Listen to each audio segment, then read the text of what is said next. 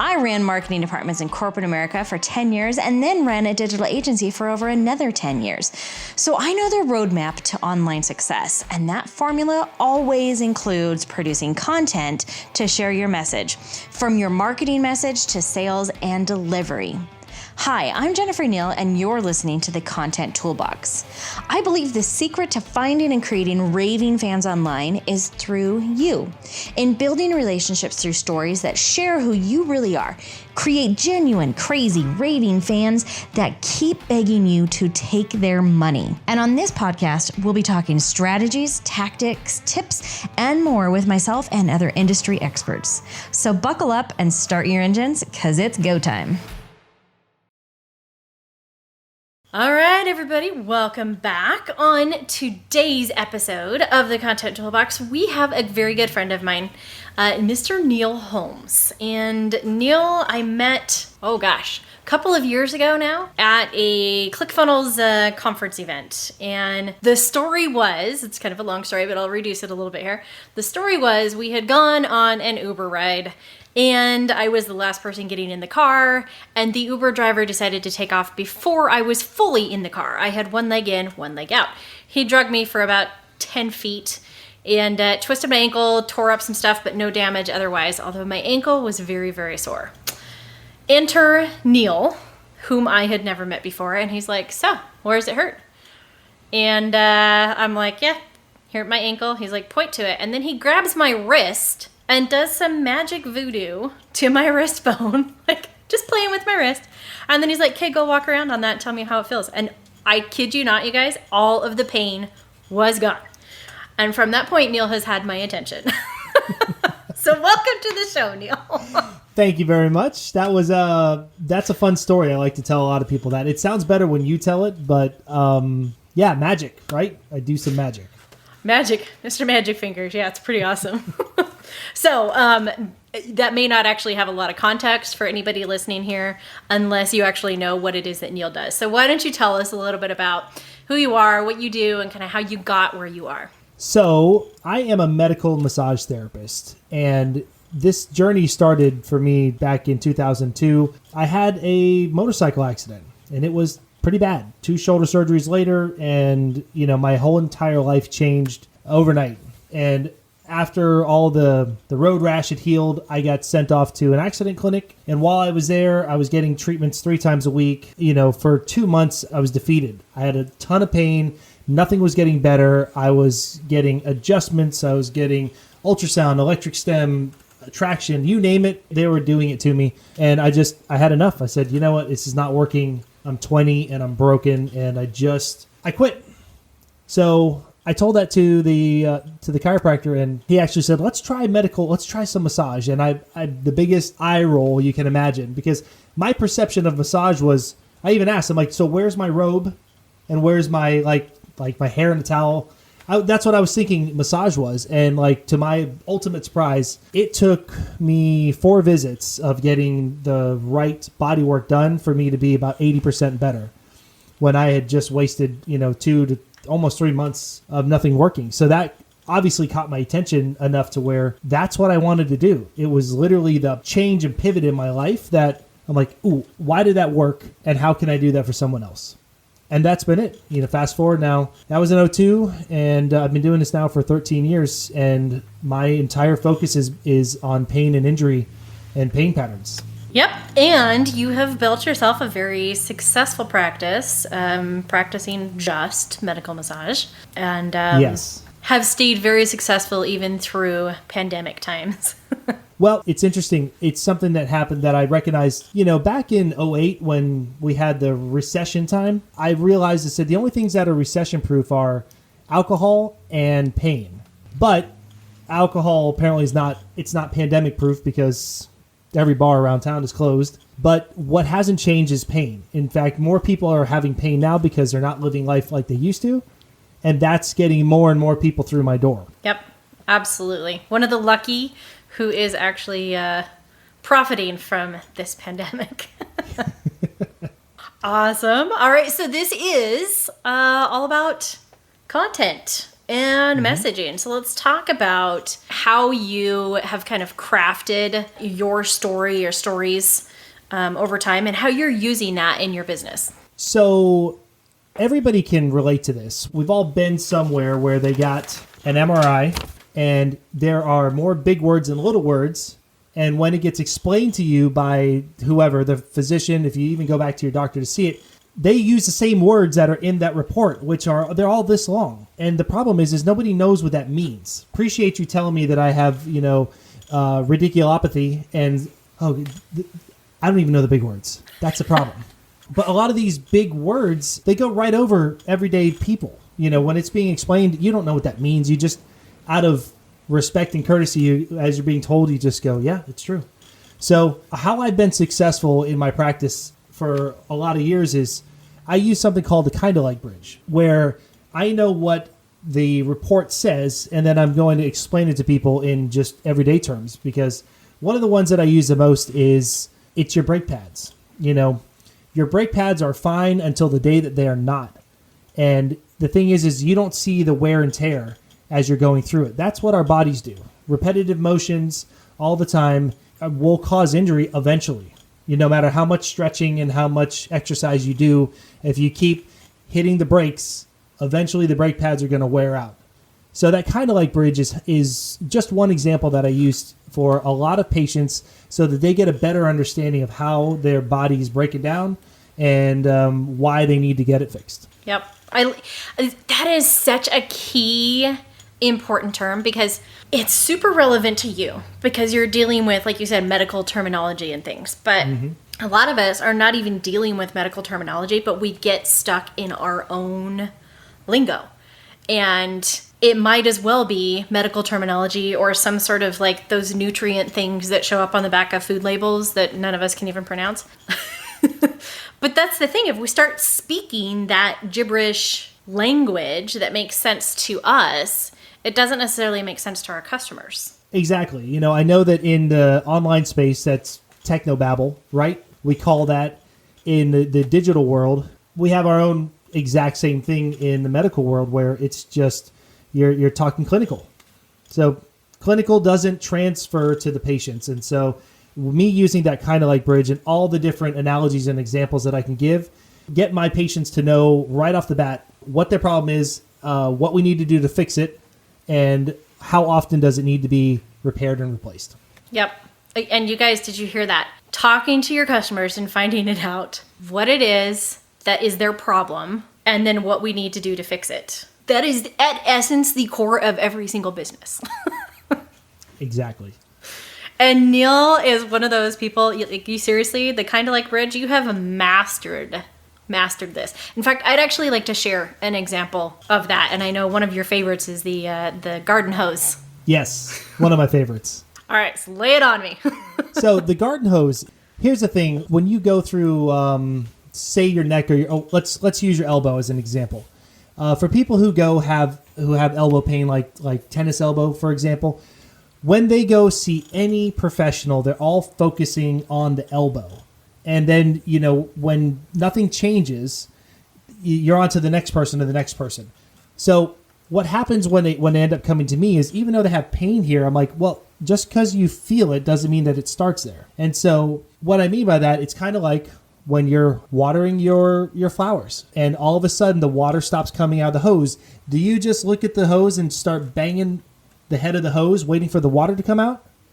Or would you go and look for the kink in the hose? Everybody would go look for the kink in the hose, but for some reason in the medical world, everyone wants to focus on where it hurts, not where it starts. And that's the kink in the hose.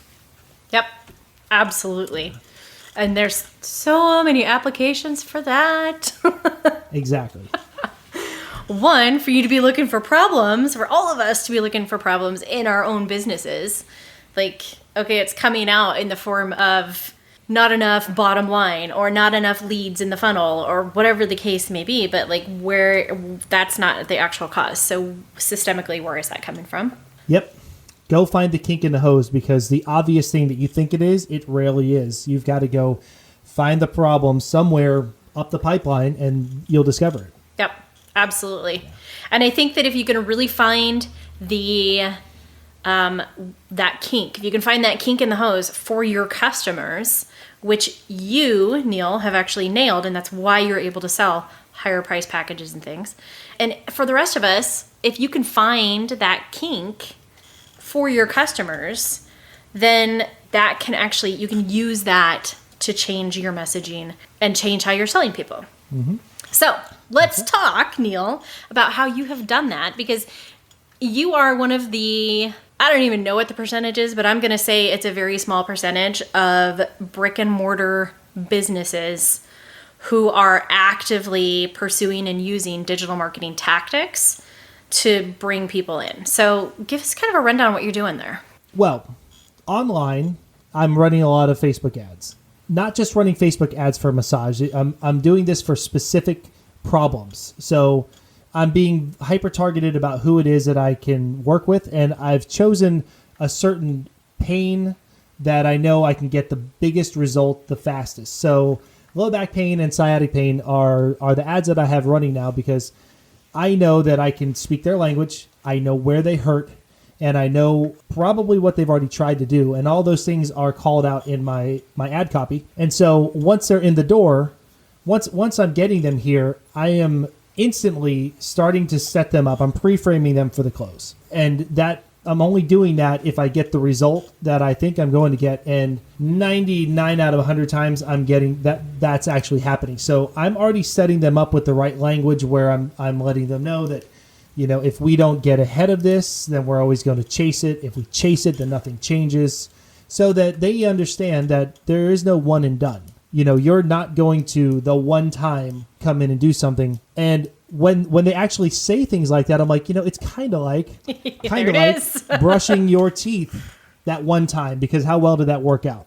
Or taking a shower one time. Pain is just like any other thing else in process and business, that there are steps in order for you to get the end result, and that it doesn't happen in the microwave. It doesn't happen in 30 seconds. There are steps. It's like cooking a really good meal. It starts with, you just have to follow the steps. So when I get people in the door and I'm pre-framing them and then I just set them up for the close, it's a natural close, where then when I get to my close, I have my stack. Just like if you would see in a webinar somewhere else, my stack sits right here on my front desk, where I'm showing you're going to get A, B, C, D, and E at this value, but you're going to get it for this price. And so it's very rare that I have to do any more explaining, because I've already sold them in the room with educating their expectations and then providing a result that's a change in pain, and then showing a plan of how we can fix this. Yep. So I just want to point out here, for if you guys missed that at all, what Neil has done is he's taken a traditional webinar, basically, for lead capture. So like a 5-minute webinar with lead capture, to essentially a phone funnel, but in this case it's an in-person funnel. So you're selling people one-on-one. But the way that they're coming to you initially is from Facebook ads, and they watch that initial video and then book their first appointment. In which case, actually, it's kind of your your tripwire offer, because in order for them to book an appointment, they actually have to pay. So you have to sell them on that initial booking. Yeah, and my little 5-minute webinar video on my website is set up to break all the false beliefs, so that they also, and confirm that all the problems that they've had, or all of the things they've tried so far and failed, I've explained to them that sequence of events where they're all, the entire time, it's almost like it's like the yes ladder. It's trial closing, because each time that they're hearing something that I'm saying, they're already doing this physically. And by the time we get to the end, then they're booking on, let's book an appointment now, and then prepaying for it. So that, yes, that is my tripwire. They're coming in the door, and then once they're here, that's when I reveal the stack and then ask for the sale. Yep. And it's incredible. I mean, how many of you guys, I happen to know Neil's price points. So how many of you guys would spend $125 for an initial quote massage and then go in and spend $500 for a package? It's not. It's because of the messaging and how you have set that up to be a change in the services. Yeah, because when I look at price points of everyone else is selling massage. I'm selling relief. Yep. And it's all based on the messaging from the beginning, right as soon as you, not even before you walk in the door. That starts with my little 5-minute webinar as I'm breaking your false beliefs. That way you don't come in here thinking, oh, like I'm here to get a massage. None of that is anywhere in any of my messaging. You're here to fix a problem, and that's what I sell. Yep. And I think you guys like listen to this as well. This is so key because you're selling, like, I don't care who you follow, what guru you follow. We always hear sell the destination, not the journey. And that's exactly what you're doing. And that's exactly why I think you're able to be so successful. It's true because I'm actually uncovering pain. So just like, I mean, not like pain, right? But I'm uncovering their problems that, like, what does this stop you from doing? How long have you had it? Does this interrupt sleep? You know, any of those things that I'm showing how much I'm building the value on how big of a problem they have so that when I provide that solution, I'm selling the destination where I'm not talking about all the technical steps, all the clinical terms as we're going through this. Right. It's, are you ready to fix? Here we go. Yep. It's so genius. I just love the way you've put it all together. It's working. It is. It's totally working. And in fact, it's working so well that, see, I just keep previewing because I happen to know all the things that he's working on. But it's working so well that he's actually, you're in the works of a way to take this 100% online as well as teach other massage therapists how to shift their business into this kind of model. Yeah. I have a direct-to-consumer product in the works, right? And then I've also got the other end of that where it's kind of more business in a box because I can teach therapists who are wanting to do the same type of work. I mean, I can, here you go, pretty bow and everything. Ta-da. Yep. So yeah, I've got something for both, and it's just putting the finishing touches on. Absolutely. All right, so let's talk about some of the, I know that you work a lot with other local businesses that aren't necessarily in the same industry as you. And having been down the digital marketing route, what are some of the biggest mistakes that you see local businesses making in terms of using their message to attract and sell? Okay, biggest mistakes that I see is that everyone is a customer. I think that that's a problem in my industry in general. If anyone's ever had a massage, you know that when you get one, there is a long list of services that you get to pick from. It's kind of like going... There you go again. Right? It's kind of like going to the Cheesecake Factory. If you've ever been there, there are 13 pages in a menu. And so it's overwhelming. And again, the customer doesn't really know what they want unless they're like a frequent flyer.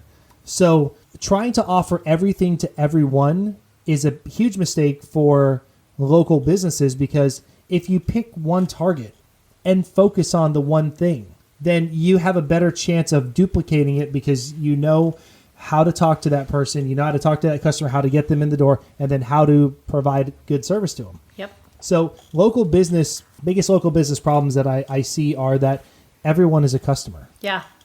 Well, I would also say that extends beyond just local businesses and a trap that we all fall into as entrepreneurs. Yeah. All right. So looking back in the journey that you've taken to get to the success that you have right now, what are some top recommendations or tips that you would give to other businesses, especially even let's say local businesses? So local businesses. Let me rewind here a second. I started doing this kind of when the internet was new. We were all still playing like pinball because we were dialing up internet. Okay, it wasn't that long ago, but what I see locally, so first I'll talk about my own industry, is that everyone is thinking that the lower the price, the more you'll attract people. And while that could be true, I mean, for places like McDonald's, it doesn't serve you in local business. And, between dropping your price, because as we all know, if you have a lower price, it's a race to the bottom. Who's going to get there first? Yep. So with local businesses, a lot of them use these loyalty programs, for customers. Hey, if you come in for 5 massages, you'll get the next one free. Yep. Or if you refer 5 friends, I'll give you a free massage. It's so odd to me that you would rely on the customers to do this without any real incentive. This is why, for me, paid advertising works. Facebook ads work, but they also work if you incentivize those people who come in and use your services or are part of your Dream 100 for a local business. And that's where I started my journey, was finding those businesses that would align well with me and then incentivizing them by saying, hey, for each person you refer over to me, I'll give you 25 bucks. And I don't mind losing that 25 bucks with the opportunity to sell them a program, a package, or something. And that's what I've gotten used to doing now, where between the Facebook ads, getting leads, and then booking clients online, having authority referral sources, Dream 100, who are all, I've conditioned them on how to refer to me. And that just keeps this windfall of new patients coming in my door. So if you set it up right the first time, then it just keeps working. It does. It totally does. So key takeaways there are: don't drop your prices and be in a race to the bottom, and create those affiliate, JV, relationship, whatever you want to call it, but create those relationships with other businesses that can send you referrals, because I will happily pay a referral fee every time. Every time. One more thing I want to say about price. So, at the beginning of my career, I made sure I was middle of the pack, wasn't most expensive, wasn't the cheapest, and also my services, my menu looked just like everyone else's menu. And it wasn't until I got rid of the menu and started calling my services something different, so that you can't compare apples to apples. That's the biggest problem I see in any of the businesses, is that if you're doing funnel building and someone else is doing funnel building, and the price points are this far off, the customer only knows, well, you build funnels, so I'm going to go over here. And so it's no different from here. So when my pricing went from high to premium, I had an entire new set of customers. It actually increased my business just raising my prices way outside of what the middle of the pack and the norm was, because I started getting people going, like, he must know something different. Look at what he's charging. And I had a completely different, I have a new, what do you call that? I've just got an entirely new patient base based on charging more, because they assume that the price equals value, and I am delivering more value because I know something different because I'm charging more. Yep, exactly. As our good friend Myra would say, it's easier to sell higher price. It's true. Martin's smart out. Okay, wait. So you just touched on something really exciting there, because you guys, because I've known Neil for a while, I will tell you that it has been just about a year, close to a year, since you made your last price change. And when it took Neil a while to mentally get to the place where he was ready, he's cringing right now for those of you who are not watching, to mentally get to the place where he was ready to actually raise that price, because he's like, no way anybody's going to pay that price. But tell us your numbers. Tell us what's happened in that year. In the last year, I'd have to go check him again, because ending out June, I ended June well. So last time that I checked, when I looked at the first 6 months of 19 versus the first 6 months of 20, I had, was seeing the same amount of people. That's the key here. Seeing the same amount of people, same hours. I had an increase of $30,000. Yep. I want to say $30,000. I think I had like, it was like a 70 or 50% increase overall bottom line. Incredible. And and all I did, it's just like I explained. I broke a lot more false beliefs. I didn't have the people coming in here looking for one-offs. My language and my ad copy and my targeting was specific to who I wanted to see, who I knew would get a great result, who wouldn't mind spending the money to solve a problem. And that was a huge, it still is. Yeah, it's been great.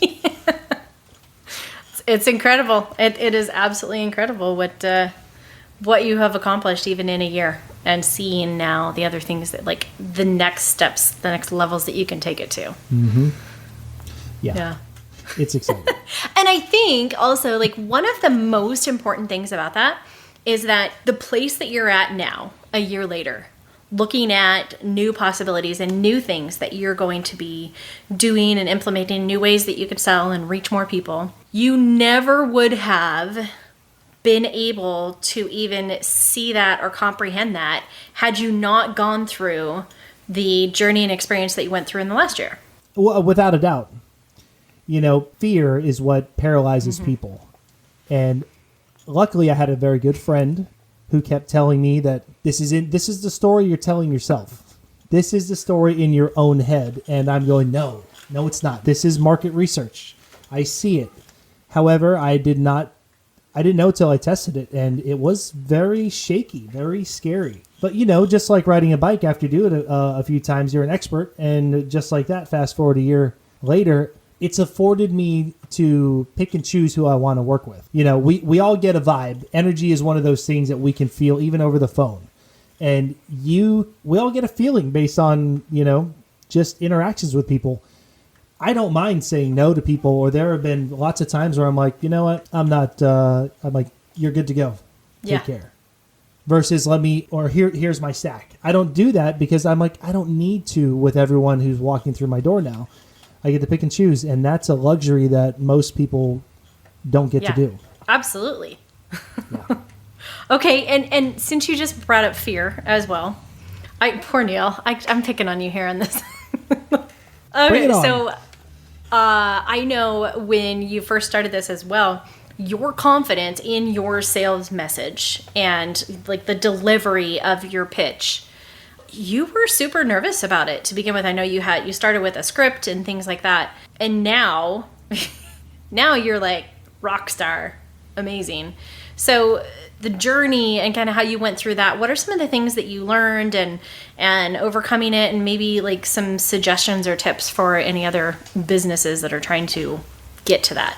So my biggest tip would be you don't have to finish your script to close a customer, because sometimes in what you're saying that they don't need to hear, you can screw things up because it's happened. Where when someone says, I'm ready to go, and I'm like, but wait, you don't understand. Let me explain more. They don't care about that. It's like, it's a phrase I use all the time. Just land the plane. Like, I don't need to know the rest of the details. I'm ready to make a change now. And I'm like, but wait, there's more. Hold on. Let me get to page 2 of my script here. And I think that was a lesson I learned pretty early, that I need to listen more than talk. I mean, that's one of the 10 sales commandments. But listen more, talk less. But as I heard somebody say, let's do it, I just go, which card do you want to put it on? That's my next step, where I don't have to go through any more convincing, explaining.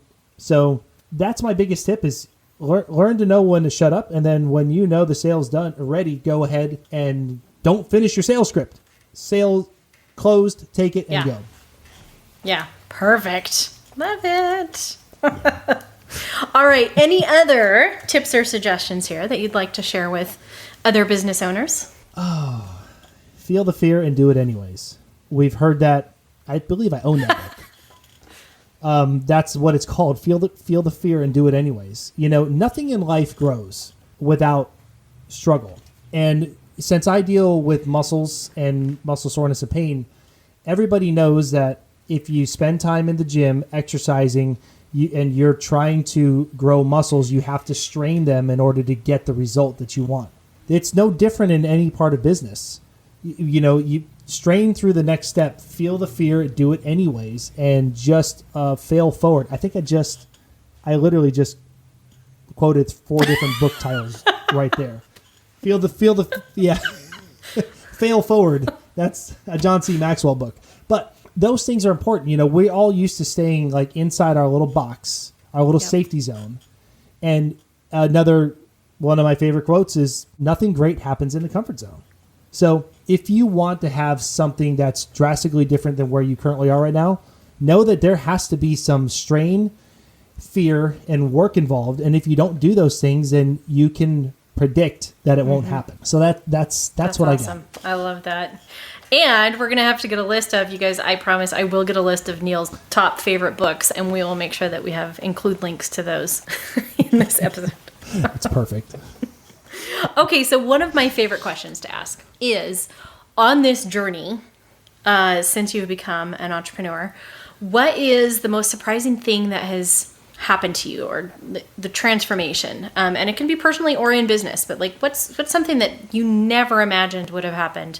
Well, I come from a brick and mortar background. I get this brick and mortar brain. It's non-digital. And a few years ago, I kept seeing this like skinny kid with no facial hair over and over in my newsfeed, and I'm like, what is this? And that was the Expert Secrets book launch, and that's what got me into this world. And really before that, I got mad because I hired a Facebook guy for my clinic, and he was sharing lots of articles about Beyonce and Jay-Z. And I'm like, how is that helping? He said, it gets you engagement. That's engagement. And so I'm like, all right, you're fired after a year of nobody coming in. I need to learn this for myself before I hire anybody else. The skinny kid keeps popping up on my news feed. Let's see what it's about. And then that just took me down this rabbit hole of digital marketing where I wasn't wired to understand this because I knew local business. And so I think the thing I'm most surprised about is how much I've actually absorbed. When I think I don't know a lot about the digital marketing space, conversations like this actually, I'm hearing myself talk about these things, and it surprises the hell out of me because I never thought I would be this person where I'm now being able to bridge brick and mortar and digital product with what it is that I'm creating. So what's the biggest transformation? It's been that I feel like I can call myself a digital marketer. I feel like you can too. Or you know what? Or I at least understand the language now, where that was such a, like, I don't know what's going on here. But I enjoy every minute of it, and it's become a new challenge and the next hard thing to work through and towards, because I see a path now of what it is that I can do, who I can serve and affect and help. Yep. Yeah, absolutely amazing. Isn't it so fun when you just start talking and then all of a sudden you're like, wow, it actually sounds like I know what I'm talking about. Yeah, it is a really good feeling because I feel like I know this as well as I know my closing scripts and my setup and the pre-framing and everything else. So it's all somehow worked. Yeah. But it's worked by doing it instead of just consuming it, listening and reading. There's been a lot more action taking to see what's working and what's not, and at least understanding. That's given me the understanding to where I get it now. Yeah. And I think the important thing there is with action taking and like you said, fail forward is, sometimes it doesn't work, but it still takes you forward. Yeah. As long as there's a lesson to learn from it, it's like pick yourself up, pick that lesson up, stick it in your pocket, and keep failing forward. Amazing. Okay, so I know that you have some products and things coming out. Where can people find you online or follow what you're doing? Online, it's onetouchpainrelief.com. Yep. And what that is, it's a at-home fix-your-own paint program. I'm going to teach you, just like what Jen talked about at the very beginning, there are certain connections in the body that make no sense at all, like spraining your ankle and then rubbing your wrist for about 10 seconds, to that, where you can shut off pain. And that is one of those, that pain relief, instant pain relief course is at onetouchpainrelief.com. And that's the best place awesome. You can find me. I love it. Okay. Well, thank you so much for being a guest here, and best of luck with your new endeavors going forward. I know it's going to be amazing, and congratulations for what you have accomplished so far.